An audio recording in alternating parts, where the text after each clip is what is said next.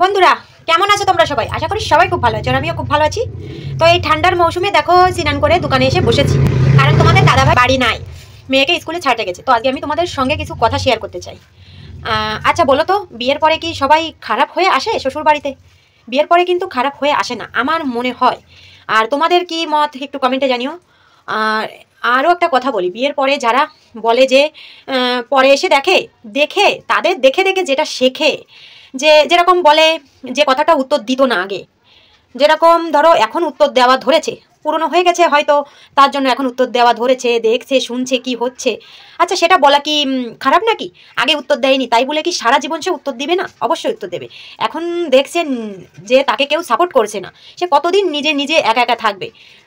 বাড়ির সবাই কথা বলে, কিন্তু তার স্বামী যদি একটা উত্তর দেয় তাহলে কিন্তু বাড়ির সবাই আর তাকে অপমান করতে পারে না।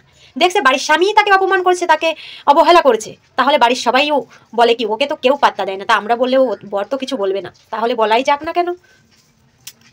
আর এখন ধরো উত্তর দেওয়া ধরেছি, তখন বলবে তোমাকে কে কুবুদ্ধি দিচ্ছে, কার কাছ থেকে শিখছো, আর কে শিখাচ্ছে তোমাকে?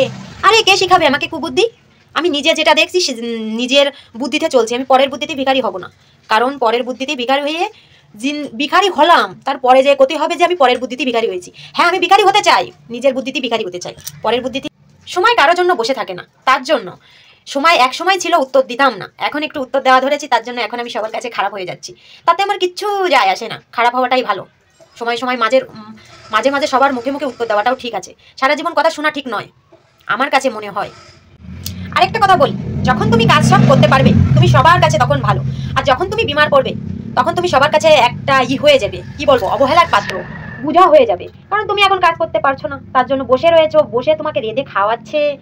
আর যখন তুমি রেঁধে সবাইকে খাওয়াবে তখন দেখো তুমি কত ভালো, কত তোমার তারিফ চলবে তখন।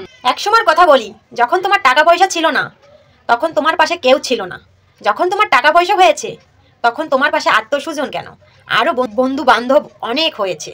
কথাটা ভুলে যেও না, তুমি ভুলে যেতে পারো, আমি কিন্তু ভুলতে পারিনি। আর ভুলতে পারিনি, কিছু কিছু কথা আমার মনেও পড়ে, ভীষণ আকারে মনে পড়ে। এখন দেখছি তাই না, তোমাকে 10 টাকা দেওয়ার মতন ক্ষমতা ছিল না কারো, আর এখন 10 টাকা নেওয়ার ক্যাপাসিটি তাদের ঠিকই ভালো করে আসে। কিভাবে যে তোমার কাছ থেকে টাকাটা বের করব সেটা ভালো করেই জানে তারা। ভিডিওটি আর বেশি বড় করছি না, ভিডিওটি কেমন লেগেছে সবাই একটু জানিও। আর এটা আমার মনের কথা নয়, এটা বাস্তবে যেটা হচ্ছে সেটাই বলেছি।